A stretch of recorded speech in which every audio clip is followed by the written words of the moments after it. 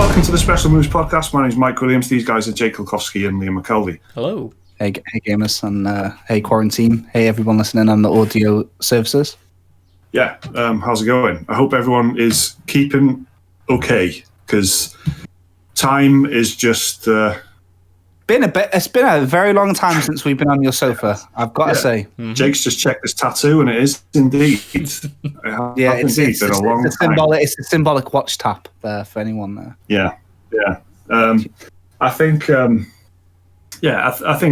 I can't really sort of remember when it started. It's sort of blurring into was it March? Was it April? It's gotten long that I've just accepted that your webcam setup is like, it's normal to me. When I see comments about your webcam, I'm always like, what are you on about? And then I remember, because I've adapted to it, it's so normal to me now. Yeah. Do you know what I mean? I genuinely can't remember the last time I left the house. Everything's just a blur at this point. I can't remember if I've actually left my house. I love how that just cut through the conversation. Yeah. I had to get it off the chest. I'm sure there's people listening that are in exactly the same situation. Yeah. I've definitely been outside. I just can't remember when. Here's the thing, right? And this is going to be the case for a lot of people that are living with either a partner that does the shopping or their parents or whatever. Unless you're leaving to go shopping, you're not leaving, are you? Mm-hmm. So I'm the designated shopper in my house, really. So I'm leaving quite regularly, but I'll be the same probably.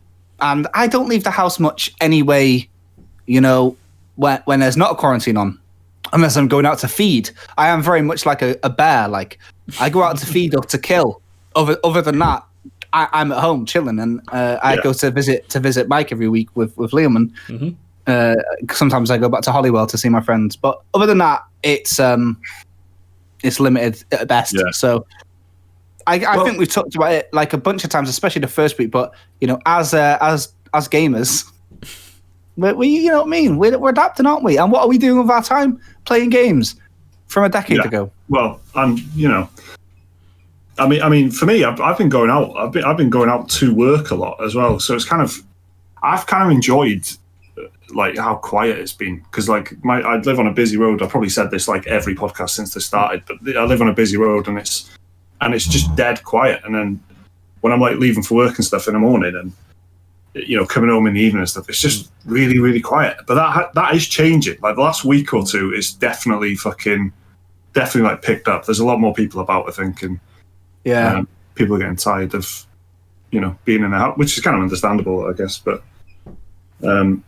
and we're getting tired of playing new games, so we've got a lot to talk about, and a lot of it is from 2007. So get ready, everybody. Yeah, but honestly, that's been my life for the last few months. To be honest, I don't really recall what the last sort of game that I really played through and enjoyed was that was new. Well, you've missed out on the 2 event games of the year, in my opinion. Yeah, okay. What were they? Animal Crossing. So your wife has taken the opportunity from you. She enjoyed it. Yeah, and I did give it a spin, but I kind of enjoyed it from a distance, because I kind of have seen a lot of what it's about through Laura. Yeah, but animals and that, slavery, bells, whatever in it. Yeah. Then the other big game that you missed out on was Final Fantasy VII. Yeah. Which you again didn't play, but I'm not. You got to just trust us. Sorry? Just trust me and Liam. Yeah. It was a good game. I guess so, but I've kind of I think because I've taken this dive into stuff that I really have enjoyed, really, really like, and I know that I enjoy. I've kind of strayed away from. There's just nothing that's exciting me. I mean, XCOM 2 is the most exciting thing on the gaming calendar for me at the moment. That's coming out this week. We'll talk about that later for the Switch. But I've already fucking played that and beaten that more than once. On multiple platforms, right? Yeah. So I've got it on PlayStation and PC, but on Switch as well. It's kind of the case that the summer is the last stand for a lot of things this generation, and I guess even then, there's games that you're not that excited about, but are big events. So Cyberpunk, Yeah, Last of Us, I'm not excited about. I've even thought about trying to play through The Last of Us 1 again, and just try and now that because I'm in a similar situation in you now, that where I'm like, there's nothing really going on. I am excited for The Last of Us because I know that it's at least going to be good. Do you know? So. Mm-hmm. Oh yeah, I'm sure it'll be great, but for whatever reason, I'm just not excited for it. Maybe that'll change when it's coming. Hopefully it does when it's on the way out. Well, it sounds like you're in a good position because you're not looking forward to it really. So it'll be good when you play it because you're not expecting loads. So neutral ground. Yeah. But we've been playing a ton of old stuff like between us. Like Liam plays a lot of retro games anyway, don't you, Liam? And I do. I play a lot, but it generally tends to be like just old strategy games or Knights of the Old Republic. It's very like limited bunch of games that I'll go back to a lot. Yeah, and I don't really, hardly ever. Yeah. So until this week, pretty much. Yeah. So I got my first taste of it by playing Metal Gear Solid 2 when I was ill, right? And I was like, oh yeah. Oh, and I, of course I do Fable, but that's like watching The Lord of the Rings. It's like a yearly thing that is so obvious to me now. I don't speak about it, but that's kind of more what I'm about with like playing retro stuff. Yeah. I just do it because it feels like a compulsion to do it. Yeah, right. Like for me, it's, I don't know. I think because it's like rewatching a TV show. It's the same amount of hours. Do you know what I mean? Like, I don't know why I don't do it that much, but and I especially don't know why after we've had such a nice time doing it this week. So, do we want to go into that, or do we want to talk about Fallout 76 first? Like, it's like I feel like Battlefield 2 is like the dessert, like the treat afterwards. Well, for me, it's all part of the same fucking conversation, right? It's all part of the same thing, right? So I abandoned playing game. A bit of Fallout. Yeah. Well, no, hear me out, right? So I wanted to play a Fallout game, and I put in the old WhatsApp group, why don't we play Fallout 76? Of course, being a very powerful man with a lot of foresight. He's got a lot of start points in leadership. Yeah, and that almost immediately, like the next Fallout 76 free weekend, didn't it? Mm-hmm. I think literally hours after. Yeah, it was hours after. Hours. Yeah. So I've got, my ego is kind of through the roof at the moment with this sort of stuff, right? So he willed a game into a free-to-play existence. Yeah, a bad game to put it bluntly. I feel like I was pretty excited about playing it. So Fallout 76, it's kind of famously kind of strayed away from the single-player RPG setup that Bethesda had. They'd had a lot of success with Fallout 3, and then Fallout New Vegas happened, and then Fallout 4, which, I quite liked, but some people hated and stuff. Also Skyrim, Yeah, but like Fallout as a series was... Right. That, and then they made Fallout 76, which is a multiplayer kind of live Destiny Division type game, which all games are now. And we co-op on it, if that's what you call it now. I don't know what you call it. Maybe we just live gamed together. I don't know. Yeah, listen, I don't know. We joined the world together. That's what we did. Yeah. And then followed Jake around while he did his quests. No, it was following Mike. It was following Mike around. Yeah. I was leading the way on Mike's quest. I think. We were supposed to follow me, but I was. I remember. So it's Mike was still stuck in all the building camp tutorial quests and stuff like that. Yeah. So like the long and short of it was right. Fallout 76 had a perfect opportunity. In Kitchen Nightmares, USA, or just. Not the British one, that's boring. But like when a restaurant is like shit and it's known to be shit and it treats its staff like shit and everybody fucking, but then there's always like the real MVPs, who saved the restaurant are the customers that come back known as a shit reputation with an open heart, an open mind. And hopefully, Gordon Ramsay's there saying, come back to Vesuvio, there's going to be a great deal on. And the customers go and they turn it around, right? But you need those hearts and minds of those people to do that. That's what we were. We were grateful. We weren't going in there with a chip on our shoulder. We didn't think let's slag it off on the podcast. It's going to make for great views. Let me just show you something.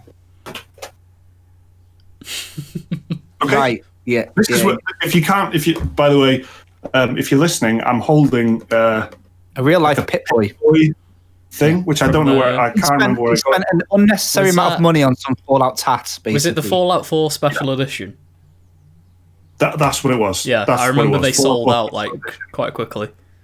So I really like Fallout, and I'm showing this, and basically the people listening aren't really missing out because the people watching can't really see it on my pixelated webcam. Also, right, and I've made a comment that's got dislikes every single week, and I think this is going to be the one I'm going to make now. Right, whenever there's an internet hate mob, I do remember, and I am often reminded that there are kids on the internet, 15-year-old kids, and I hate 15-year-old kids. The majority of them are pricks. Joni, if you're listening, you're okay. but most right. And if there's anything I like more, it's when there's a kid who's a very loud dickhead and is wrong. I'm a very loud dickhead, and when I'm wrong, people love it, right? So I can get it. No Man's Sky was like that. And then it started secretly turning itself around, and then all of a sudden now people say it's actually it's all right. People who hate it, he lied, can still say well, at least they've changed stuff. So Fallout 76, I actually wanted to like the game a lot. Yeah. I would be happy for Bethesda if they got it right, because every single thing Bethesda has done recently, I haven't given a shit about. Don't really care about Doom. Don't really care about Wolfenstein. Don't really care about Rage 2. Don't really care about Elder Scrolls Blades, and definitely don't care about Fallout 76. Skyrim is the last good game that they made, and fucking hell, it's 10 years old next year. I really want to like it. So knowing that Mike was also on board, Liam's pure at heart. He's not going to go in wanting to slag it off. So we were in such a good position to like it. But we fucking didn't, did we? It was really quite shit, actually. No. It was dreadful. It was... 15-year-old kids in the world. Maybe it just represents where... You were right. Maybe it just sort of represents... If you think about where games are, it's you kind of... It just wants to... It doesn't want you to be immersed in the world so much. It wants you to have fun in an online game. It wants you to have fun in a live game, which is completely different to... It wants to immerse you in a post-apocalyptic wasteland with characters and quests and stuff that will kind of, And I played a bit of Fallout New Vegas on the Xbox Game Pass this morning, and it really it just is a massive contrast. Just the introduction into the game is completely different. Mm-hmm. And to think that they made Fallout 76 without human NPCs to talk to, I just can't imagine what has gone wrong there. Liam played that originally in the beta. We played the beta, and it was self-service checkouts. Mm-hmm. They were the quests. They're literally called self-serve robots. You'd hand the quest in at a robot. So the thing is, the game is been a modded, not modded, but I guess it is, like a modified source code that they've been using for years and years. So I don't know, the Division has been made around the concept, but this has been made for single player games, and the code, and then modified around that. So it never feels like it's doing what it's supposed to do. It's what I mean is down to little silly things. So we did a quest, probably one of the highlights of our time on Fallout 76 was that we did a quest in a world where we had to hold a stronghold. It was like when you're capturing in Domination on Call of Duty, go over to somewhere, capture it. There's a timer. By the time that's counted down, the base is yours. But waves of enemies attack, and then other players are also welcome to attack. So I haven't played it for very long, but I had enough resources to build a couple of turrets. So I built about 10 turrets, and it completely fucked the game up, didn't it? Can you remember? Every time you guys looked at the turrets, it would stall. The game would freeze up. Frame rate would drop big time. It's probably because the game wasn't designed that code. Those turrets were made for Fallout 4 or whatever. Absolutely, yeah. They were in Fallout 4, exactly the same type of thing, which is a single player game with completely different. So somewhere on a code level, I think there's this issue because whenever anything's happening on the screen, that involves more than a couple of people, you're getting some serious drops. And it wasn't like, Mike's connection, Liam's connection, whatever. The game is stuttering. It's like... It's performance, isn't it? It's not like... It's not lag. It's, the things happening in the world are just very slow and sort of fucking staccato kind of rhythm. And because you had a few turrets on the ground. Mm-hmm. Yeah, exactly. Because I was playing as Peter Molyneux, who was a charisma 10, no other stats. So I thought it would be funny to get a robotic army to fight on my behalf while I stand in the middle of them. It fit the character. But I couldn't do it because it was fucking you guys' games up. So I had to take them all off, didn't I? I was playing as Glenn Schofield, who's a strong kind of video games. Sledgehammer games. Do you know what I mean? Yeah, and I was a strong man, and I was running around and I was punching stuff. And that was really boring as well. And that was kind of just the shooting is a lot more fun and satisfying than punching stuff. The melee is just not good in it, even though it's a viable way to play it's like if you played Skyrim, as you've got a stealth option, you can stealth and bow and arrow people, or you can have melee or magic. It's like if one of them was really, really shit. I know that melee is a bit shitter than magic and ranged, but imagine it was just I don't know. It's just I've said this loads, right? So for people who have listened to us for a long time, you've probably heard me say this in one form or another before. But I really, really stand in this belief, and I don't see many other people saying it. I think the massive issue with Fallout in general, and it's magnified with the online, is that you don't have on a very simple, dopamine level anything exciting to show. So what I mean is, if we were playing Skyrim 76, right, we would enter the fucking vampire's cave. And inside this cave, there's some very, very boring enemies that we kill or whatever. But Liam has got 2 daggers. He's running around. Mike has got a huge greatsword, and I've got a bow and arrow. This is accurate. This is all. And I look at the floor, and I see a flaming greatsword. I mean, it's on fire. I'm not using wartime swear words. I see. The daggers of laceration and incinerating greatsword or something like that. Do you know what I mean? An elven cloak. And I say, "Oh, Liam, hey, look, I found you a cloak. Mike, I found you a giant flaming sword." And you're like, "Oh, Jake, I found these glass arrows. It sounds really cool." But when you're playing Fallout 76, you do the exact same thing, apart from we're raiding a supermarket, and I say, "Oh, Liam, I found some nuts and bolts that you're after." "Oh, Mike, did you want this desktop fan?" It's shit. Yeah. We're just hobos. It's Tramp Simulator. If it was the same shit, but I was getting a ring that could turn me invisible for 20 seconds, awesome. But instead, I feel like we're just looking for bits of glass on the floor. It's just yeah. I mean, the Division kind of has games that are set in a modern or a real world kind of setting in any way. Even though Fallout is obviously this kind of massive high concept post-apocalyptic sci-fi. You're right. There's still there's still trash and vending machines and desk fans and stuff everywhere. Yeah, which has been put on a pedestal, right? Because of this whole base system. Yeah, but the other, and that's totally right. And that kind of reminds me of Destiny and the Division, where Destiny you get fucking massive sci-fi power armor and stuff that there's all different types of agility versus power and titans and hunters and there's this kind of air of weird sci-fi magic in there, and the weapons are all completely different stuff. Whereas in the Division, it's here's some knee pads, here's some gloves, here's some fucking, but that is kind of okay. It's kind of okay in it can. What I'm trying to say is, it can still be good. You can still make trash and hobo survival stuff good. I think, but it's just.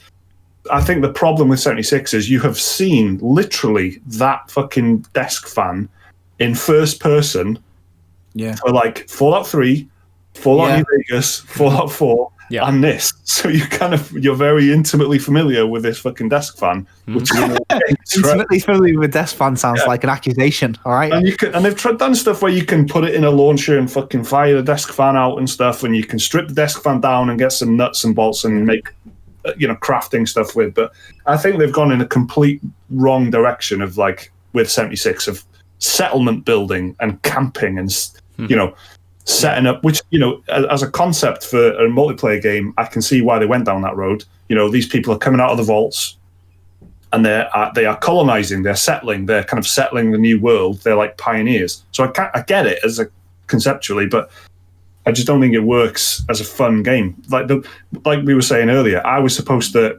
lowest level because I hadn't played it, and you guys had played a tiny little bit more than I had. So you thought, all right, we'll follow my missions. But my missions, the first missions out of the vault right at the beginning, were boring as shit. They were like crafting tutorials and stuff like that. Whereas, like I was saying, when I played New Vegas this morning, it's immediately, there's just a much stronger like thread pulling you through because it's simple. It's like, go to the saloon. Someone's, speak to, before you head off into the wasteland, I think you should speak to Sunny Smiles. She might have something for you or whatever. The doctor is like really nicely leading you through the character build-up stuff.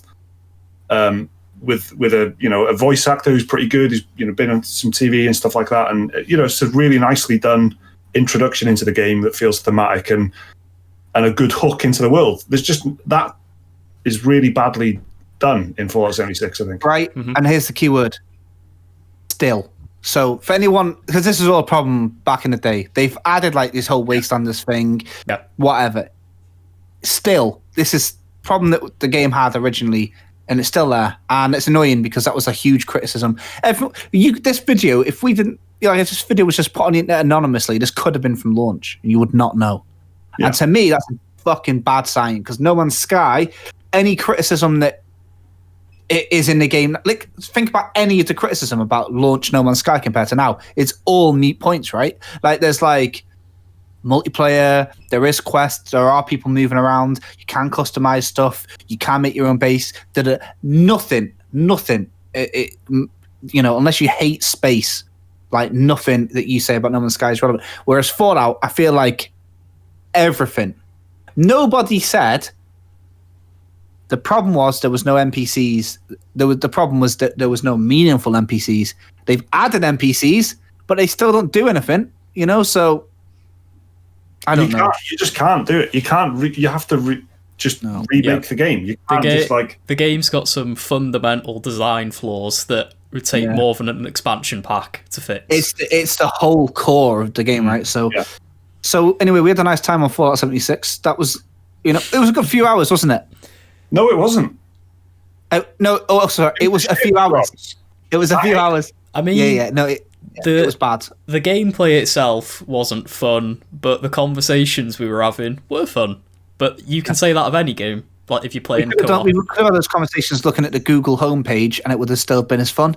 Yeah. So, yeah. I mean, we're chatting a lot, aren't we? Like, as a lot of people are doing the lockdown. We speak all the time anyway, like before lockdown. Yeah, right. But we're chatting a lot, like, on voice calls and stuff like that at the moment, and playing games together and shit like that. And, all the game has to be, in my opinion, is simple to keep you together and progressing in a straight line, and just keep you in a group and make whatever you're doing over the course of a couple of hours just really simple, fun, and give you a reason to keep going back to doing it. Like that. I mean, that's the kind of thing which it sounds easier said than done type of thing.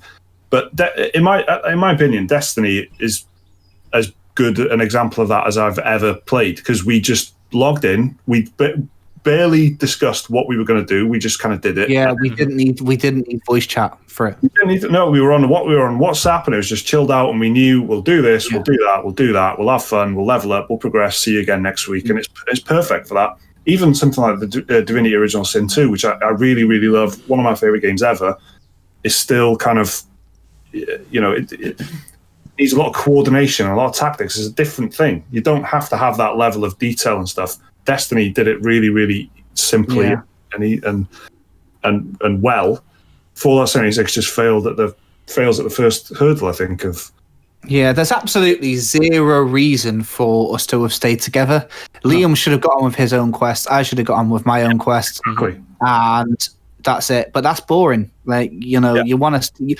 At least in Sea of Thieves, you're in a ship together. That's the unit that they keep you in. They give you share a ship, so you're need different people to operate different parts of the ship. Absolutely. Yeah. So screw that. It gets a no bueno from me. it was even stuff like it wouldn't even let us play in our own private world unless we signed up for a subscription service and everything as well, which is like that was a bit. Just it was like we haven't even gone into the monetization, the atomic shop. But yeah, it was just like if you want to play it private, you want to have a nice little world just for you and your friends to muck around in, pay us £5 a month or whatever, which is not a good sign. And, it sounds like we're just ragging on this thing because we are. This is definitely the most negative, I think, experience we've had as the channel playing a game. But we don't. They can't all be winners, can they? No, we don't usually launch into a podcast and start moaning about things we've been playing. I mean, I don't think we have ever really done it. I'm sure there's some examples, but I don't think we've ever really done this before. But it's for me, it felt like just kind of symbolizing a lot of the things that, like Liam just said about the monetization and the shop and shit like that, and that stuff is just a killer. It's just a killer. It's, when you boot up some of the older type of games, it's just do you want to play, or do you want to look at the options, or do you want to exit and not play? That's the three things you can do on the main menu. But now there's a fucking store on everything, and it's just every game is also a shop front and a fucking, if you're Fortnite, it's also a fucking advertising space. Yeah. Did you see? I didn't even realize this that Tenet, the new Christopher Nolan. Yeah. The new trailer was shown in Fortnite, and he's just announced that he's going to be showing one of his films in full on Fortnite. You can log into Fortnite fully and watch a full film. Yeah, mad. It's all a bit Ready Player One, isn't it? It's like once your fucking VR is like kicking off, and it's like play Fortnite in VR, then you just don't need cinemas, do you? Just put your fucking thing online in real life. So speaking of the good old days, then. Should we talk about something positive? Yes. I mean, okay. Where do we begin? I just think that this is all kind of I think with for me, like there's not been many games coming out and stuff, like I said. So I feel like I've been pushed into playing older games, and I've really enjoyed playing older games. And a dream of mine for a long time has been to play Battlefield Middle-earth 2 multiplayer with my friends again, and it's fucking happened this week, which is the best gaming thing I've had in a long time. So Battlefield Middle-earth 2 is a real-time strategy game that EA published and subsequently abandoned. So, well, they lost the license, didn't they? So they couldn't support it even if they wanted to. And even if they did, who knows? But the point is, the game's kind of in some weird limbo. It was actually quite hard to get hold of for a bit. Now it's on like abandonware websites, you can download it. And of course, a network of fans that have just never left Middle-earth, modders, heroes to us all, have like set it up so you can play online. And there's like patches. I'm playing it on my monitor in like 1080. It's I think that's as high as the support goes, because I tried to put it on 4K and it was a bit stretched. But they've HD the mods.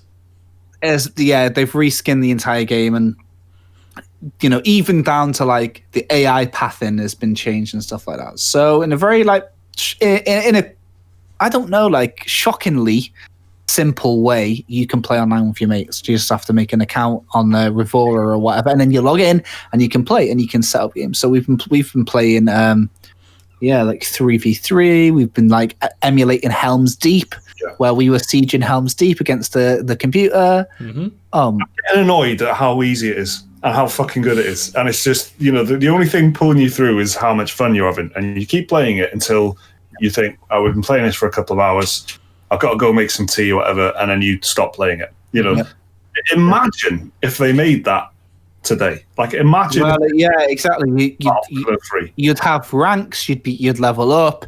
You'd be able to unlock like different skins for Aragorn if you were like level 15. You'd have an expansion pass. You'd have a fucking every couple of months there'd be a new faction drop with a hero and some new units and shit like that, and who's got which faction set and stuff like that. There'd be a store in the main menu. It'd be Crusader Kings level of like add-on packs, wouldn't it? It's it's kind of the one thing I like about the Battle of Middle Earth factions is that they're also different because they're not afraid to do things like that. So like, what I mean is like, you can get the Wild Men if you're Mordor, or the Haradrim or whatever, who would almost certainly be a separate faction that would be stretched out. Like, they're good as a unit, but making a whole faction around the Men of the East would be probably pretty weak. So then they'd have to like make things up, and like things would be stretched a lot. Like, so the fact that like there is a good variety of units, like, there's little features like that. Like, so Mordor is actually a lot of factions that work together under Sauron's command, like in the films. Whereas, like, the modern day version of this would definitely be the Men of the East are separate. You know, you got Uruk-hai and Orcs would be separate again, that follow under Saruman. So there'd be like, there would be tiers, and it would be really weird, I reckon, how they would do it. But it's like just super simple game to play. It's really fun. Surprisingly easy to get it up and running on modern computers. Yeah. It comes down to like you were saying, Jake, the modders and stuff who are just, every time it boots up, it says like, special thanks to all these fucking, Rider of Rohan and all these kind of, like aliases that these modders are using and stuff. And I think it's really good. And the fact that we've just so easily been able to just boot it up and play it, and it's almost a weird kind of blessing that is, impossible to get. Basically, you can't get it on Origin, or you can't get it. Yeah, exactly. Yeah, we're playing against the will of God. Like, you know what I mean? It's just so it was so easy to pick up and play, and it was another thing that I think is a fucking delight as well is that it's 5 gigabytes. Absolutely, it's a miracle. Yeah. That's half of it. So here's the thing, right? Like, my child's in like the terrible 2 stages at the moment, so it's really hard for me to get time on the TV because she's watching a lot of telly or she's demanding my attention playing games. That's like what kids do, but she's at that like a very like awkward stage at the moment. So yesterday I was blessed by the fact that she fell asleep early, and my wife had gone to like get herself ready, like shower, do her hair, and like all the girl shit that takes ages to do compared to if you cut your own hair like me. So I had about maybe an hour and a half to play some games, right? And I'm in bed, so I've got the Game Pass on, and I'm like, all right, cool, I'll play Fable. And the dog started barking because it's a dog on the game, right? Kind of unnecessary anecdote, you guys. Sorry about it, but the point I'm trying to make is, so then I'm like, I have to turn Fable off. What can I jump in on now? So I'm like, all right, there's this game I like the look of, 40 gig, for fuck's sake. Right, there's this game I like the look of, 40. So now I'm like against the clock. I've only got an hour left. What can I download and play in time? And like, that's if I was watching Netflix, it's just click through everything, isn't it?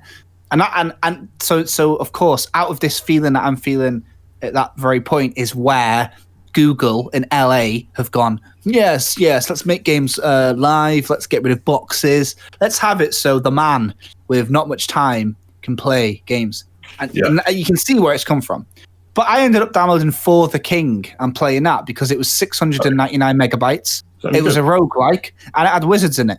So it was hitting everything there. But then like on my long-term plan is I've downloaded a bunch of games. I've downloaded Fallout and Alan Wake and whatnot, ready for the next opportunity I get. But that gigabyte problem, I'm trying to say, is really like affected me this week. Twice I've tried to play a game, Apex Legends. I was going to get back into Apex, but that was like 40 odd, 50 odd gig, and it's just like, oh, that's good. 40, 50 gig, right? I was thinking about this myself because I've basically deleted every game off my PlayStation except for Dark Souls 3, and I was fancying just shooting something, right? I just wanted to shoot something, right? And I was like, all right, what have I got? So I could re-download Modern Warfare, which is 200 gig. No. There's another 30 gig added since you've seen that, probably, because there really has been another 30 gig update. Division, that's over 100. Star Wars Battlefront is over 100. Battlefield 5, pretty sure that's over 100. Destiny 2, over 100. Like, gigabytes, 100 gigabytes each. Yeah. Games. And I just couldn't, I can't even fucking think about it. I just can't. And it's just, they're like this fucking... Again, like, Mike's webcam here, people make comments like, it's not his webcam. It's his internet connection that's making it blocky. He really is out here, man, in the sticks. Mm-hmm. But but even if I had like a fucking quick internet connection, it's still like a huge fucking chunk of hard drive space. Yeah. Just to fucking play a multiplayer shooter, once every couple of weeks or something. It's anyway, completely off topic. I think the theme of this podcast is like, things used to be better in it. Episode 81. Yeah. I mean, I don't think I mentioned it, did I? But I played Dino Crisis with a new fan-made HD mod. Yeah, well, I remember you were anticipating the mod. That was such a good time. Well, because Dino Crisis has kind of been on everybody's mind recently because there's this rumor about the new one. Like, I don't know if it's like fans are kind of just trying to make it happen. I think they're trying to will it into existence. Yeah, I'm thinking that, but like people do keep, like I'm seeing it on my Twitter, people that don't normally talk about Dino Crisis, aka anybody who's not you, right, are saying Dino Crisis. So I'm like, shit, and then I remember that you were saying that you're looking forward to getting this pack. So does it hold up still? I think so. I actually forgot how many puzzles were in it. Even for a survival horror game, there's a lot of puzzles, but yeah, I think it still holds up well, and you can finish it in an afternoon. That's the good thing about it. You can finish it like a first time playthrough might take you 4 to 5 hours, but if you know what you're doing, you can get but if you know what you're doing, you can get through it in like, well, I don't know, maybe 2-3 hours probably. I think I finished it in 2 hours 45, and I haven't played it since the PS1. Speaking of before we go into Battle for Middle-earth 2, can I just get the Liam sign off, because I'm sure there'll be other people, because if I'm wondering, there's definitely going to be other people wondering. It's a given that you've played Alan Wake. It's just a given. I've played it. It's on Game Pass times. now. Is it worth getting? It's 10 years old. Absolutely worth playing. Is it a survival horror? Yeah, survival horror. Have you played it, Mike? Well, more action adventure, I get. There's no like inventory management or stuff like that. There's a bit of light puzzles. It's mainly shooting though. All right. I downloaded it and I was like, if Liam gives it the blessing. But if anyone wants the blessing, everyone wants to hear it, Liam has given it the blessing. Anything Remedy make automatically gets my blessing. Even Quantum Break, which I know some people weren't a fan of. Speaking of games over 100 gig, that's another one. Yeah. I've got Control ready to go. I've installed that. Control's great. I did that. That's good that you've got. That's kind of modern for you, right? Lately, I mean, lately. I don't know how that sounds, but good time to play Alan Wake as well, because there's a shit ton of Alan Wake references in Control, and the next expansion for Control is heavily hinted. It's going to be something about Alan Wake. Well, I've got Alan Wake on my 360 on my Xbox One as well. Well, I've got. If you care about spoilers, play Alan Wake first, because some of the Easter eggs in Control are like give away big plot details. Yeah, cool. I'll do that. Right then, that's cool. So have we talked about Battle for Middle-earth or? Well, no. What do you want to say about it? I mean, we talked about how nice the factions were. And that's about it. We just said how nice it was to be able to play it again. I mean, it's this RTS game, strategy game, and you kind of make, it's really, you start with a base, you start with a couple of builders, you build a couple of resource buildings, and you build the barracks, and then, so it's a really like, bread and butter kind of RTS game, which doesn't really exist anymore. There's variations on it, but nothing that really gives you that kind of thing. And it feels like there's a slight kind of, resurgence in it in some ways, because you've had like, They Are Billions, which is a bit different, and that Conan games did the same thing, and then Age of Empires has had a lot of noise around that and stuff. But this is really like this for me, this and Command and Conquer 3. That's I love which that. We've all downloaded, ready to go this week, by the way. I've been playing Command and Conquer 3 for the last few weeks, and it's a really like they just wouldn't make a game like that anymore. Like they wouldn't make an RTS game like that anymore. Where it's just loads of focus on the campaign.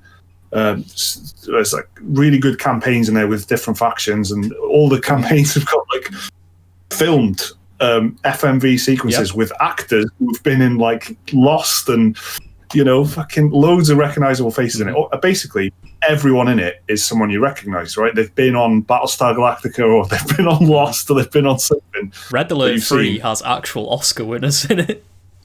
It's great. It's just great, right? And they don't really, I can't see that happening anytime soon. But anyway, so we've been playing these kind of RTS games, and Battlefield Middle-earth 2 is the one that we've been playing multiplayer loads. And I mean loads. We played it for about 3 hours yesterday. Played it for a couple hours the day before. It's probably about 10 hours together last week. Yeah. And all we're doing is playing skirmish. We're just playing 3 of us, and then like different maps and different factions and different, like, you've got a good range of AI like difficulty. And because these modders have come in and Liam used the phrase fan balancing, which is perfect. Like, you can tell that stats have been changed and shit like that. So it's fucking, sometimes it feels really difficult, but that's great. That means there's like, there's length there for us to, like, we could come back and play it again, because we've not just steamrolled the AI and called it a day. There's something like it's quite challenging. It's good, isn't it? Mm-hmm. Yeah. It's been very nice to return to an older game, and I was thinking about getting Mafia 2 this week, which is an old game. So I thought, well, nah, I'll just play Battlefield Middle-earth then. I can justify it in my head, because the only other thing I was going to be doing was playing an older game anyway, right? So I was going to maybe get that Shark game that came out a couple of days ago. I might still get that. Maneater. Maneater. But I feel like I might get that. I feel no guilt for playing and enjoying the old game, whereas normally I'm always like, I should just keep pushing it forward and stuff like that. But yeah, it's been refreshing, especially knowing that the genre is kind of dead. I wouldn't dream of playing an old FPS game now. Wouldn't dream of it, because I can just play a modern FPS.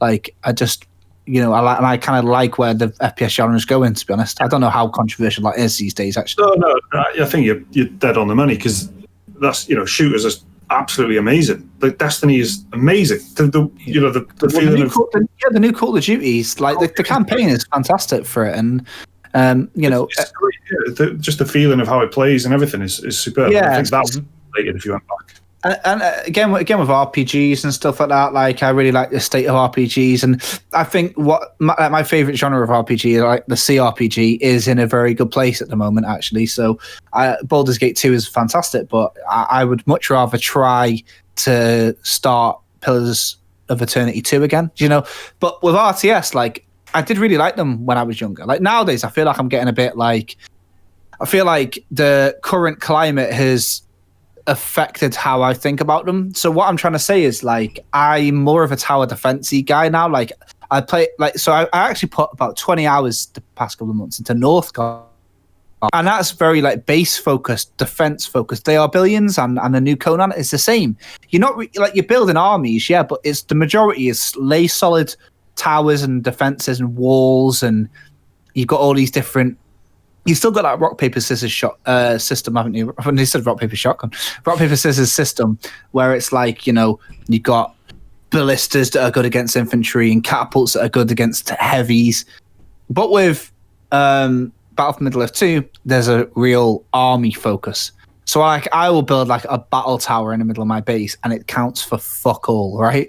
Whereas like in these modern games, that really matters. Like, you're best off putting a couple of them down and then just doing resources for a while. So like, I feel like that type of army focused RTS is kind of, not there's not really been that much going. Like They Are Billions, like, I've been doing pretty well in it when I play it by, using the classic turtler approach of build and expand.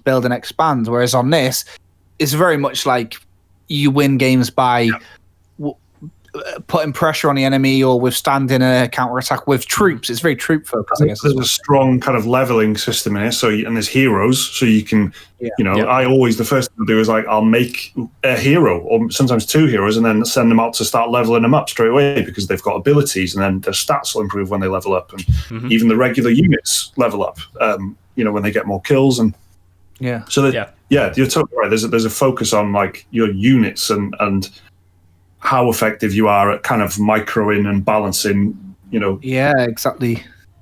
what units you've got in your army and stuff. And I think that's probably what, I think we said it before, but I guess with that being in mind, if it's micro in and unit focused, troop focused, eventually that would have led to online. Like I played StarCraft ranked back in the day, like I say before, but that mixed with that micro in and all the things that make you a good RTS player are ultimately the same things that make you a good MOBA player, and that's the death of the genre, isn't it? MOBA killed RTS. League of Legends is responsible for the death of RTS. I'll say it. When Dawn of War 3 came out, it was basically a MOBA, and that killed my enthusiasm for it like pretty quick. You can really see the early, like the hero units that level up with the little shitty troops around you in Battle for Middle-earth. You can see that that's kind of the birth of MOBA there in a way, like and it all goes back to Warcraft 3, doesn't it? Well, exactly that. Yeah, you can look into it and find that it really is based on that, isn't it? Dota, right? Dota first. That was a Warcraft 3 mod, fan made, and then League was based off Dota. League is the biggest one, and then those Heroes of Newerth that didn't do very well. As far as I'm aware, that's the way it goes. 11 years later, League of Legends is still on top. It's still like the most watched thing ever. Dota's still got a huge crowd, but I think that it'll be like CRPGs though, like where there'll be some very nerdy developers in 10, maybe shorter than that, but I would say like 10 years time, kickstarting these old school games. It's funny that you're saying that, right? Because I was thinking earlier when when we were talking about how everything used to be better in the olden days. That's kind of happened to a certain degree for like you're saying, CRPGs and games in the 90s, and then indie side scrollers and platformers and all that sort of stuff. That's happened, right?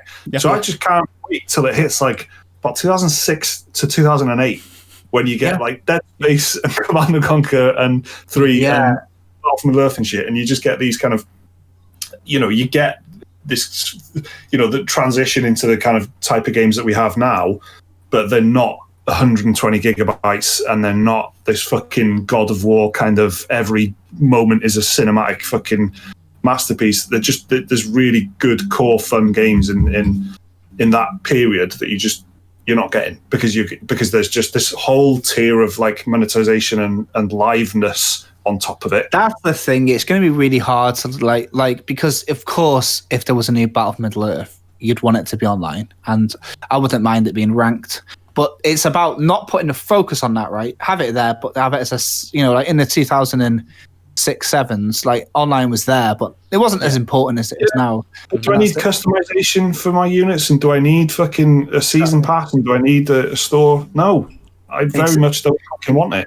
But that's exactly it, isn't it? Because in fact, funnily enough, you should mention like customization and things like that. Like the closest I've played to an old RTS, I don't know if both of you guys have played it, but there was this game called I think it was called like Forged Battalion maybe, and that was like customize your units. Literally, there was a section in the main menu where you could make your own units, and then the whole thing was about destroy with the army that you have thought up. So I guess like they thought people wanted that, and I don't know how well that was received or whatever. From what I know, it was okay, but like it wasn't a smash, No, it wasn't. I just did a quick Google because I forgot the name of the company, but it was made by a company called Petroglyph, who also made Conan. Yeah, and they've got a long history of making great art. They were the original Command and Conquer guys, right? Or they were on that. And they made the Star Wars Empire. What was it called? I've got it installed. Empire War. They made that, and that's great. And that had like this they had like a Total War kind of galactic campaign, and then on every one of the planets, or in orbit around the planets, you had space battles, or you had battles on. You had like RTS battles on the planets, and that was really cool. So they're still doing stuff. They're still trying to, and you can see with Conan, which is the They Are Billions kind of rip-off type thing. I just said rip-off because I can't think of, what I mean. Inspired. Well, I mean, you're not. But that's what it's fun. It's good. We played it for about an hour, I think, in Was it Res? Or EGX Res. One of our patrons, Stu, and you played it was a good 55-minute campaign. He had to leave to catch his train home, so I hopped in for the last 5 minutes. You carried us to victory. It's good, it's a lot of fun. So they're still doing stuff, and like you said, Forge Battalion is a good example where they're trying to. That's basically Command and Conquer, but if you could customize the units, right? Yeah. So they're still like chipping away, and there are cool games. There's like I've said before, there's a game called Homeworld, the Homeworld like land variant, which is called Deserts of Karak or something, which is fucking really good. It's really, really good, and it's got this great like audio kind of chatter stuff going on. It's very cinematic for an RTS game. It's kind of weird how it pedaled. Like if you look at CRPGs, they were like, and it was Larian. Like Larian were making CRPGs the whole time. They didn't stop. Like Divine Divinity and stuff like that. But then there was a big one, So I guess that's what's going to happen. Petroglyph might fucking they might one day say, "Fuck this! We're going to make a Kickstarter campaign. It's going to be a dark fantasy RTS. I'll buy it, and we'll get some Lord of the Earrings. Battle for Central Planet. Battle for Central. And it'll have loads of great heroes. Yeah, loads of white wizards and shit. Yeah. But man. So I know. Listen, I want to just say especially to the young bloods listening. I know that this is the most old we've sounded, and because the thing is, having a podcast, which is quite long form entertainment anyway, entertainment being a very loose term there. We do often get comments, especially on YouTube, from older people, like 40, 50-year-old people, and in which case. I hope that we're giving you the sort of elixir of youth this time. Like you're living off this energy right now. But for the youngsters, I've downloaded Star Wars Jedi Fallen Order. Look forward to some new stuff hopefully next week. All right. I just want we hear you, but this is the oldest we've sounded by a mile. I know it. I'm so. I've never been happier, let me tell you. Yeah. Mike's ready for Mike's next week is XCOM 2. Like we already know it, innit? But. Sure. Shall we do some emails then? If you want to send us an email, the address is dearspecialmoves@gmail.com. That's dearspecialmoves@gmail.com. Send us an email and we'll read it out like this. This one's from Sanjay, who says, "Dear Special Moves, I hope you guys are doing well. Thanks for the weekly podcast during this difficult time. It helps give a semblance of normalcy." Nice one, Sanjay. Cheers. That's a very efficient compliment, isn't it? Yeah. Sanjay says, "I recently bought Banner Saga after hearing Mike praise it quite often. I started the first part and things seemed really good. The story was surprisingly intriguing, even though it was told through pure text. But for the love of God, I can't figure out the combat system. I'm getting wrecked in every battle. Could you provide some useful tips for combat? Also, will me losing at least 4 battles in a row affect the story? Should I start the game again? Sanjay." Well, that's from Sanjay. Thanks for the email. Thanks for playing the game. It's always cool, isn't it, when you kind of recommend something and then people actually pick it up. It's the best. It's the best. Yeah. So have you guys? I can't remember. Did you guys play Banner Saga? Yeah, I have it on Switch, and it's on Game Pass. So Liam is this close. Yeah, it's really good. It is really good. It is tough. The combat I found quite unappealing. That's kind of what put me off to start with, to be honest. Because playing it on the Switch wasn't the first time I'd played it, and the Switch kind of helped me get over the combat. When I was trying to play it on, I think it was PlayStation or whatever, ages ago, the combat I didn't really do anything for me. I didn't like the way it was presented and everything, and it was pretty tricky. And it's this weird kind of shield and health system and. It's a bit weird. Yeah.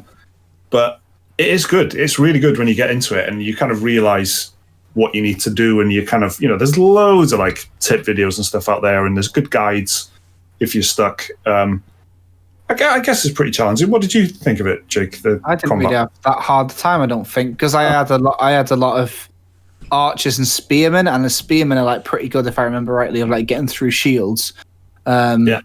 So it's kind of like the Divinity armor system, where it's like you can focus one or the other. So like there'll be people with a lot of health but not much shield. So, but if you break their shield, it'll like knock them out or whatever. So you use your anti-shield guys on them. From what I remember, anyway. Like, yeah.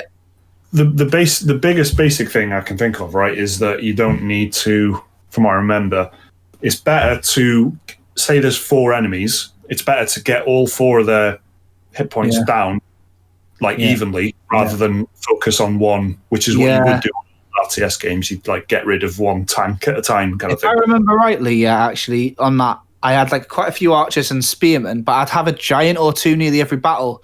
And if they started on one side of the battlefield and I was on the other, pepper them with the archers and get them down to low health. And by the time they were in reach and distance of my giant, he had like this whirlwind attack that would like do like an AoE, and that would normally finish like a mob of them off, sort of thing. So you can work out your own little strategies like that quite well in it, I think. Right. Yeah. I guess it's just like classic: get a tank, get some DPS. Yeah. But there's loads of strategy videos and stuff out there, and I probably, if you're that worried about it, just start it again, innit? Learn some strategies and stuff, and get some tips under your belt, and then just go again, and then you'll probably, you'll just find you're having a much better time with it the second time. So yeah, apologies everyone for another fucking strategy related section of the podcast, but that wasn't our fault. Oh my god. Yeah. Well, all right. I might as well do this. Okay. Is it an email from Paradox Interactive? I just apologise for a strategy-related email again, but here comes another. Okay, dear Special Moves, did you watch the no-clip video on Creative Assembly? And did your heart skip a beat when someone mentioned Lord of the Rings? Keep up the great work, Chris Carey, aka Chimpo. Thanks for the email, Chimpo. I didn't see it. No, I didn't. I did not see it either. I know about that, but I don't know.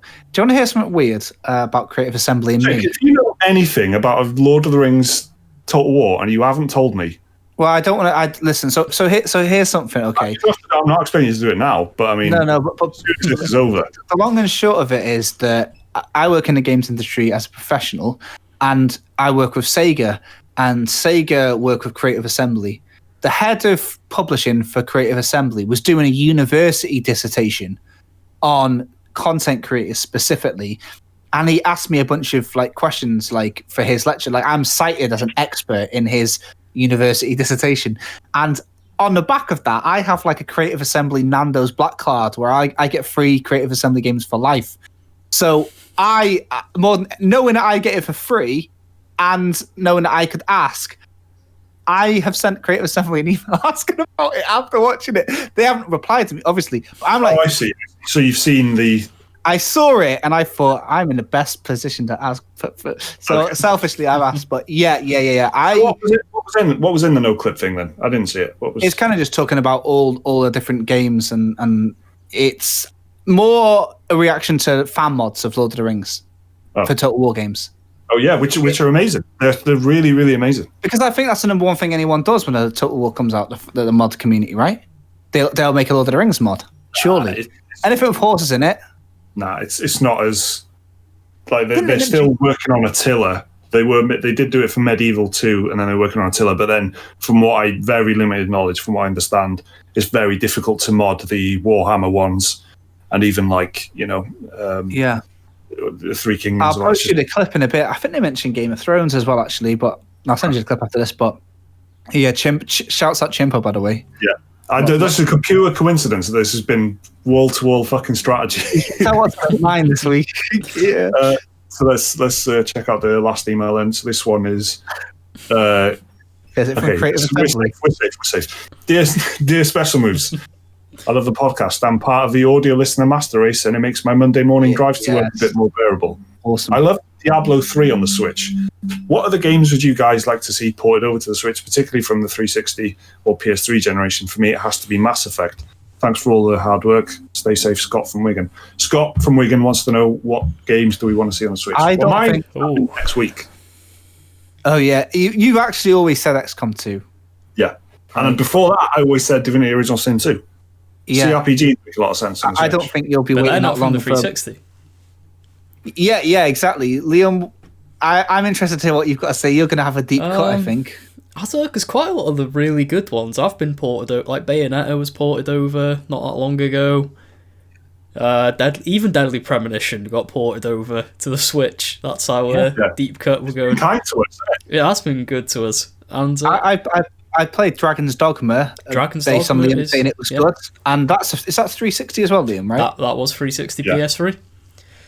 That's actually the last like full fat game I've been playing, and it really actually works. Like I was saying to Liam yesterday, the port feels amazing. It controls so well, better than the Skyrim port. Like it's really receptive.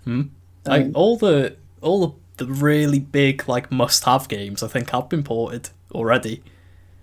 I mean, there's. Mass Effect, I would absolutely have. Well, yeah, Mass Effect. I suppose there's like some people who'd say like Dragon Age or Red Dead Redemption 1 or GTA 4 or something.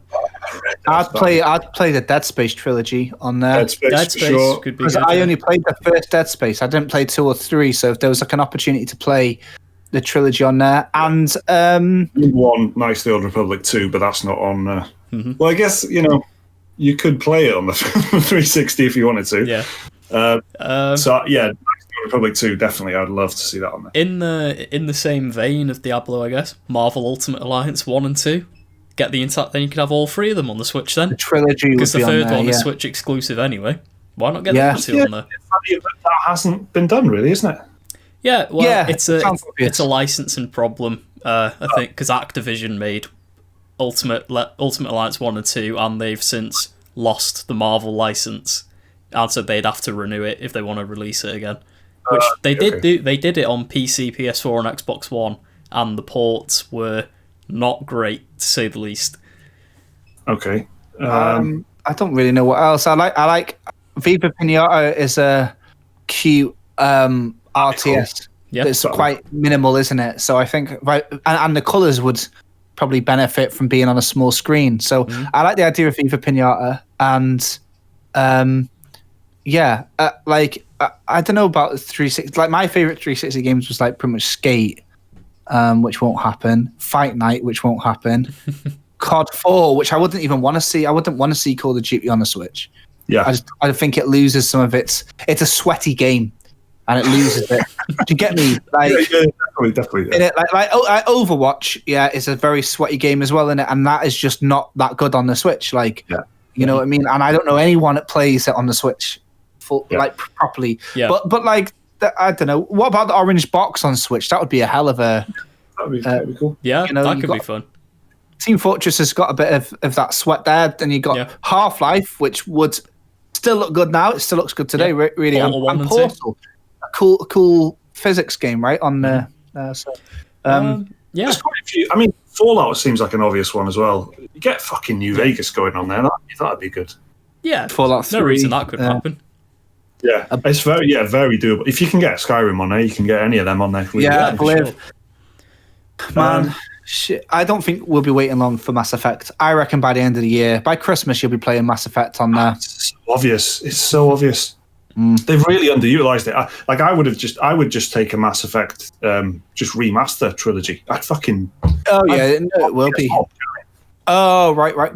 Basically, I reckon if you want the punditry from me, it's like 2K are very greedy pricks. So are EA, right? On that sort of level, and 2K are going to absolutely smash these Switch ports, and EA will see it and be like, "Oh, okay, yeah." This email is an amazing segue into the new games which are coming out this week. Thanks everyone for your emails. It's dearspecialmoves@gmail.com if you want to send us in an email and we'll have a chat about it. If it's about strategy, don't bother. No, I'm joking. Yeah, we've done it now. All right.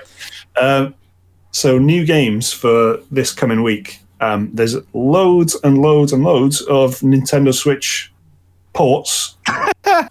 Coming from every week. Who would have thought that Nintendo were going to be so? I don't know. They're filling the void. Friendly. Yeah, man. Well, they're making up for the Wii U, I guess, aren't they? And the lack of any third party on that. Yeah, man. So they showed that like out of the gate, didn't they? With Skyrim was on the very first kind of wave reveal, wasn't it? It was in the first bit of marketing about the Switch was look, this guy's playing Skyrim on the Skyrim and Mario Odyssey. It was. That's it. Yeah. So he was really like leading with, look, we want third party stuff on there. And you can buy Skyrim for the 4th time. Yeah, exactly. Okay, so let's run through these games then. So there's other games coming out in the week. First, we'll just mention quickly, Minecraft Dungeons is coming out on Tuesday the 26th of May on PC, PS4 and Xbox and the Switch. But is that right? Fucking hell. Yeah. So what is this? Just a dungeon crawler type thing? It looks like a Torchlight Diablo style adventure game in the Minecraft universe. I can't remember where they first showed it off, but I remember looking at it and not being that impressed. But for some reason, I've preloaded it. Oh, the reason being it's because it's on Game Pass, and it was 100 megabyte to preload, and I thought that was the whole game. So I was like, oh yeah, and now it's like it's still not big. It's like 10 gig, I think. But I'm gonna play this just to see what it's like. Minecraft is like. It's Minecraft, isn't it? But like, think about what that was like when it came out. So I'm interested to see what the next Minecraft game is going to be. Like, it could be a smasher, but it's probably not going to be. But we'll see. Especially if you imagine if they have like destructible blocks and stuff, it'd be good. Like going through dungeons, you just want to like tunnel your way through a dungeon or something. That could work. Yeah. I'm sure there's a lot of opportunity to have cool kind of fireworks and stuff. Just that's important, I think, in a dungeon crawling, like hack and slashy type shit, like Diablo. There's just fucking loads of color, loads of stuff happening, isn't there? Like when you're doing your abilities and stuff. It's already been reviewed as well. Yeah, right. I've actually been watching someone play it like on Mixer, so it's like it's there for people. So they must be quite confident if they're letting like streamers play it, because the review is just written, isn't it? But to be showing people the game and knowing it's not it's not a visual spectacle, to me that shows like a lot of confidence, to be honest.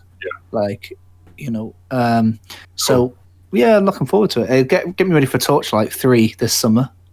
I've never played them. I've never played Torchlight. No, me neither. But Kale's like in on the like the alpha or whatever it is, the super secret fucking Torchlight 3 thing. I've seen it. It looks ace. Like, it's not my genre. It's not even my game. Like, but there's something about it that looks like a co-op. It'll be so good. Like, I'll be bending your ear as soon as I can show you that. I'll be like, guys, come on. Yeah, let's do it. Definitely. I'll play that.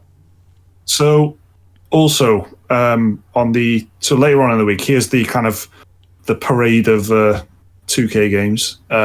First up is BioShock. The collection is coming to Nintendo Switch. That's on the 29th, so it's the Friday. Liam, did you recently do the BioShock collection with me? Because I did BioShock 1 and 2, and you played them through at the same time. They were like on PlayStation. So PlayStation Plus, yeah. It's BioShock. It's like...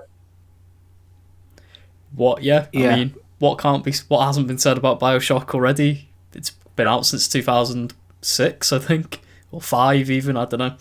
Does the collection involve Infinite?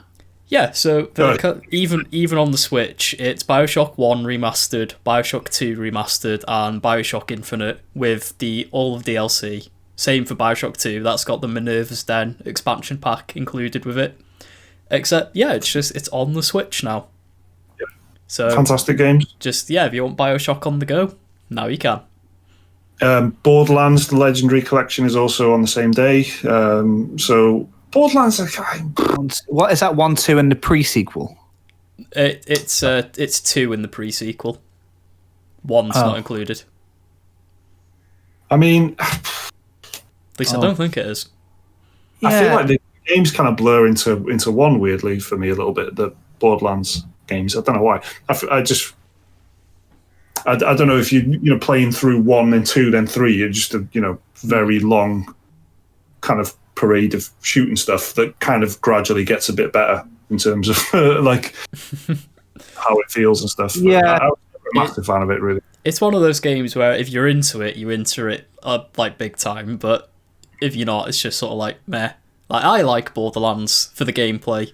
The humour is not really my sort of thing, but it has that nice quality to it where you can just turn your brain off and blow things up with pretty particle effects everywhere and lots of explosions and shouting. It's a good time. I've played through all of them, and I like them, but Yeah, I feel like you can probably afford to miss the first one somehow in the collection. Do you know what I mean? It doesn't feel essential. Whereas if you didn't have Bioshock 1, I would think. And Borderlands 1 had a remaster just before Borderlands 3 came out as well. So, and it was quite cheap as well. I think the Game of the Year edition or whatever they called it. Right. Yeah. But I think odd that they didn't put it in there because if you're a Nintendo fanboy and only have Nintendo, that's true. I actually prefer the first one because it was like less stupid and. I don't know. And maybe it's because it was the first time I played it, so it felt original. But then by the second one, it was like it's just the same one with jokes that I don't like. So I don't know. I'm a very miserable man, so it might not be the same for everybody. Have you gone back to the first one now? I haven't gone back to any of them, and I'm quite happy to keep it that way. To be honest. Yeah, but it's kind of. I feel like if you think about the guns and stuff like that. I totally get that. Like I did watch somebody play the Handsome Jack, the upped version, because I was quite looking forward to Borderlands 3. So I'd been watching a lot of people on Twitch playing the first one, and it is very sparse. Like you can notice that it does feel like there's a lot of nothing in the world. So I just feel it's weird that they haven't. And I wonder if, even though it won't work if you split the Joy-Cons, right? You're going to need both Joy-Cons to play it. I wonder if they've got split-screen co-op on this, like if you've got a Switch Pro controller and stuff. That would be very impressive if that's the case. Yeah. And, imagine like you just being in a hotel room, both playing Borderlands on a Switch. Although docked, can you imagine how shit that would look? Not docked, handheld, I mean. That's the thing, like, I would maybe go for the Borderlands collection on the Switch, depending on, well, one, the price, and two, how it runs, because it could run like abysmally. We don't know yet. Yeah, that's true. Yeah. And then XCOM 2 is out on the same day as well, so these are all 2K games that are coming at the same time, which is a bit strange, I think, as an idea, but there you go. So XCOM 2, the collection, which means all the DLC, basically. And there's a lot of like, there's a big expansion and there's loads of other small things to go with it. So it's a tactical kind of, turn-based game in a sci-fi setting, which is one of my favorite games. Strategy there. I like that. Yeah. Yeah. Tactical. We've hit the word count for the this podcast. Definitely. But it's one of my favorite games of the last decade, like easily. It's superb, really, really good. I can see this working amazingly well on the Switch.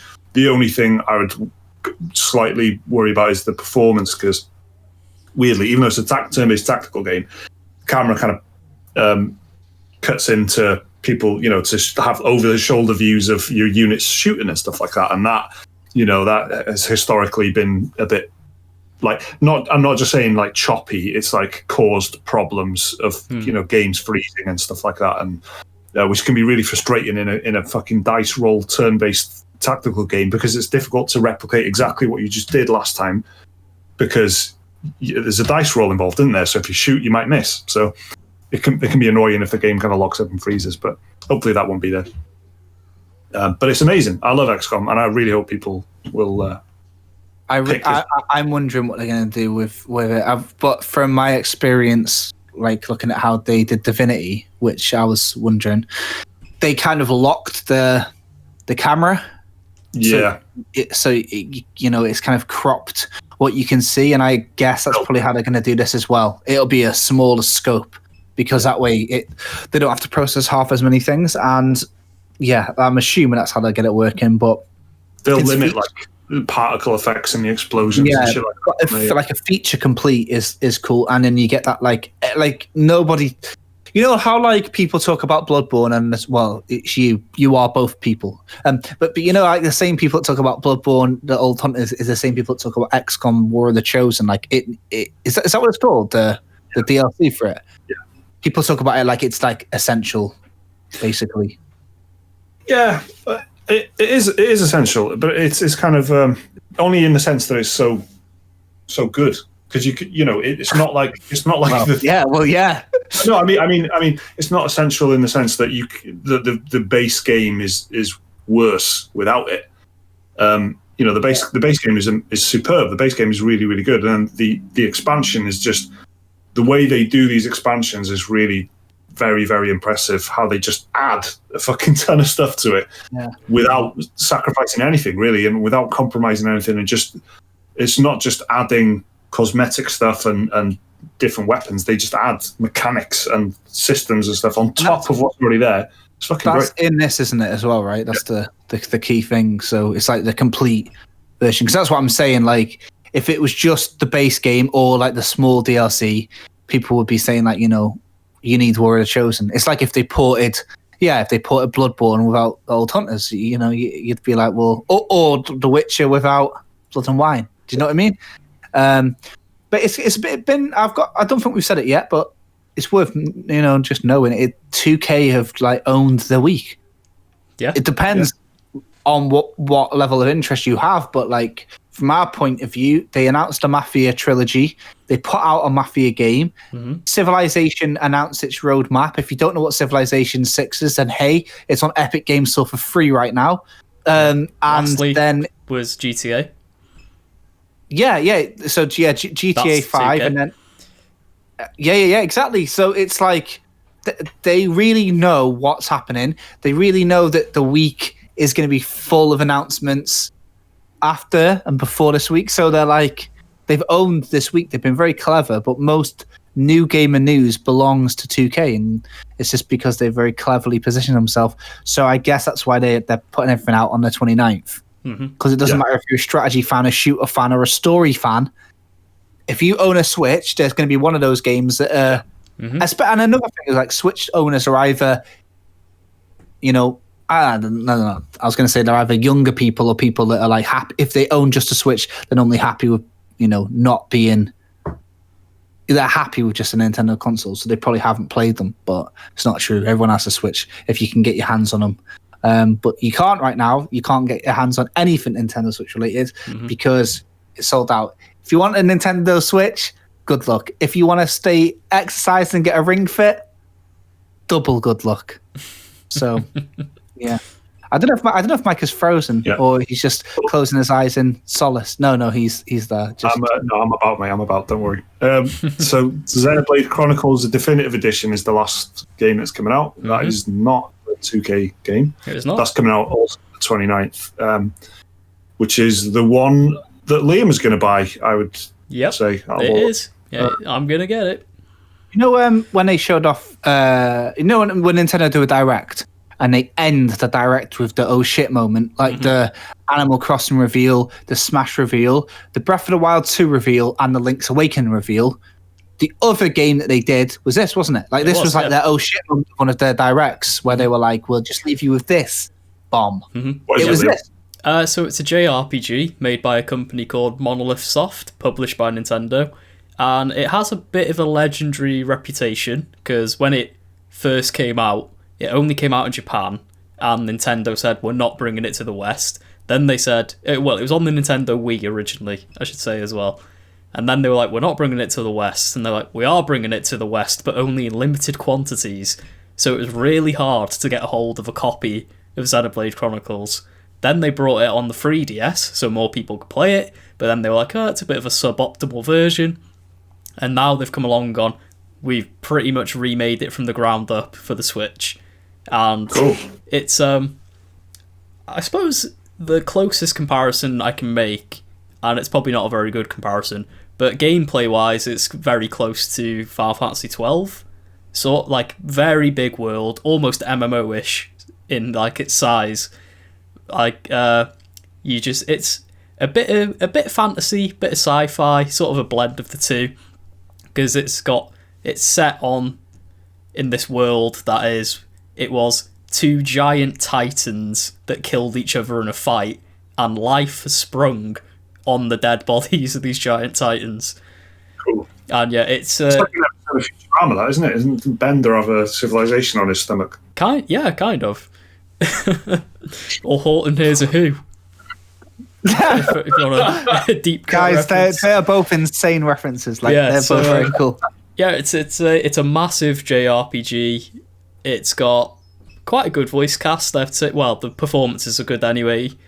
The story easily takes you like 80 plus hours to get through.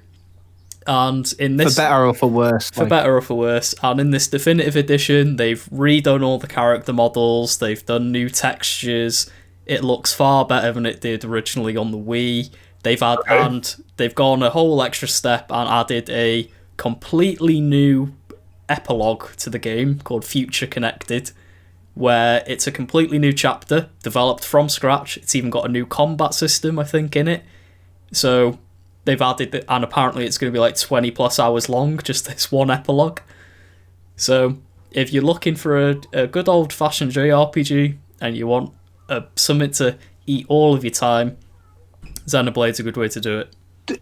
Am I right in thinking that Xenoblade Chronicles 2 is already out on the Switch? Yes, that was one of the first Switch games. It came out, I think, I remember you getting it. Yeah, like 2 months after the Switch launch. And it was a bit rushed, that one, though, because they were trying to be like, we need this to be our first RPG on the Switch. So it was a bit rushed out and had to be patched quite a bit. But yeah, like, I don't know, like, it's a good way to get everyone to play Xenoblade Chronicles, because it was previously quite hard to get a hold of, or you had to play this, a massive 80-hour RPG on a 3DS screen, which was not comfortable. Yeah. So yeah, a lot of neck problems. A lot of hand cramps. Yeah, a lot of like neck creaking. So yeah, hopefully this will take Xenoblade Chronicles and give it to a whole new generation of fans, I guess, because it's well worth playing. So there you go. That's a lot of games, isn't it? Really. I'm not even mentioning them all, but and that's how we see out May, because June is the month of games. If you're like, I'm looking forward to this being the last week of May. Get out of my life, because I want June to start, because then we really start cooking. So May is a good end to the fucking drought. I mean, I've been looking forward to XCOM 2 more than anything else. You really have, haven't you? Because like they did announce this in like I think it was about March, wasn't it? Nintendo. By the way, just one last thing. Just Nintendo has said now they're not doing any more directs, right? Like over the summer, or at least until they said they're not doing an E3 E3 one. So I think that was the last one that we saw. Yeah, I think they're just doing like they did with Paper Mario. They're doing just like little announcements dotted here and there, just like to no acclaim. What's quite funny to me is that everybody's ripping off the Nintendo Direct, and when the king could really show up in June and be like, "We are here, we have risen," they're like, "Nah." I get it though, because they're like, don't want to do it anymore. Everyone's doing it. They're too cool anymore. Hipster bastards. Yeah. But yeah, really interesting that they just announced Paper Mario like that. So let's see what else they bring, I guess. And so they ended their last direct with XCOM, and Mike has never been happier. Mike's wait is nearly over. So the week of the Mike, and then I've been waiting for it fucking while playing Battle for Middle Earth 2. Do you know what I mean? At least you had stuff to do, eh? Thanks everybody for checking it out this week. This has been very strategy heavy, but hopefully, do you know what? Maybe imagine even if there's only one person listening to this whilst playing a strategy game from 2007. Just let us know, because I feel like that would be some art. Yeah, definitely. I almost clicked disconnect call then by mistake. I did definitely fucking see ya. I didn't. Yeah, don't do that. So thanks everyone. Thanks for listening. Remember to send us an email to dsspecialmoves@gmail.com if you want. And if you're a patron, we've just done a bonus podcast a couple of days ago. So check that out as well on our Patreon feed. Cheers. See you soon. See you later, guys. Bye bye.